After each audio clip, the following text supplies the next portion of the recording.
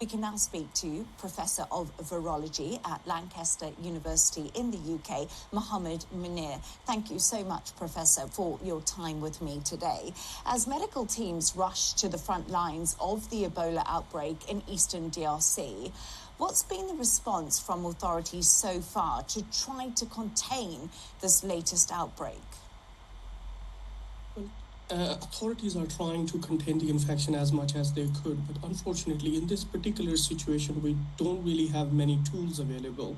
When I say tools availability, the diagnostic tests, those are specific for this kind of Ebola strains are very limited. Those are being refurbished and being adopted for this particular strain. There is no vaccine as such available. There is no treatment as such available for this particular strain called Bundibugyo strain of the Ebola virus. So therefore, the pharmaceutical interventions, those are available for the authorities, are very limited.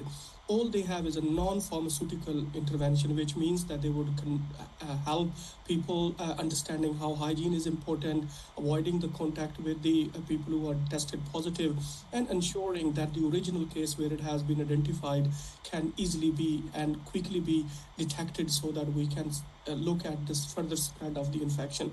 So overall scenario is quite grim. As you do say, yes, lots of obstacles in the way and the scenario looks pretty grim. But why does Ebola continue to emerge in outbreaks despite decades of research? And what does this say about the environment in regions like the DRC? Because this is not the first time they've witnessed Ebola.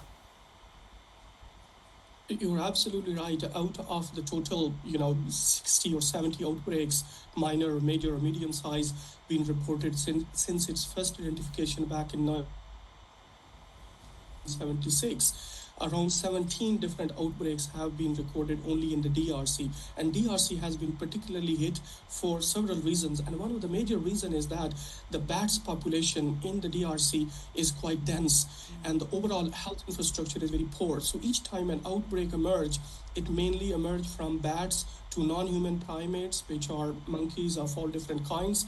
And then when people go into the forest, they try to hunt those animals and then they bring it into the market for eating purposes. So bush meat is the major source of spread of the Ebola viruses each time an outbreak emerges.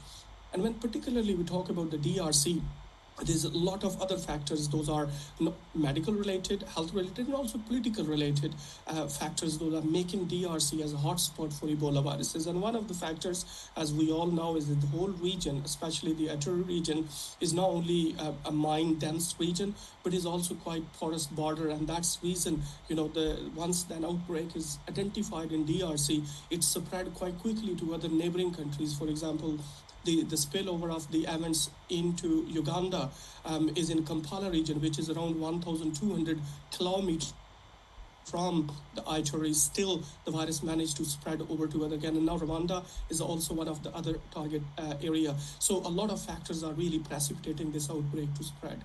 And what makes the Bundibugyo strain of Ebola different from other variants in terms of how it's transmitted, severity and immune response? Because in your first answer to me, you were saying that there isn't even a vaccine for this particular variant. That's right. So there are total 5 different kinds of Ebola viruses, and one of them is called Bundibugyo virus, which is relatively uncommon. So since the Ebola viruses have been identified back in 1976, this is only the 3rd outbreak of Bundibugyo virus, only after a decade, around 10 years before. So before it has been in 2007 and 2012. So since it was relatively uncommon, majority of the vaccines attempts, majority of the therapeutics and the treatments and even the tests were not really built for this strain, because people were thinking there's probably not going to be an issue. So majority of the efforts have been against 2 other kinds of Ebola viruses called Zaire and Sudan Ebola viruses. So all those vaccines and the tests and the treatment, those were developed for those common strain of Ebola viruses, unfortunately are not going to work, because the Bundibugyo is around only 60% similar to the Zaire and the Sudan Ebola viruses. So this 40% difference making it very hard to be treated with the existing treatments. And during the major West Africa Ebola outbreak in 2014 and 2016, both the UK and the US did record a small number of cases. How was Ebola transmitted? And now, is there concern it could possibly spread out of West Africa again, like we did see in some of the earlier outbreaks of Ebola?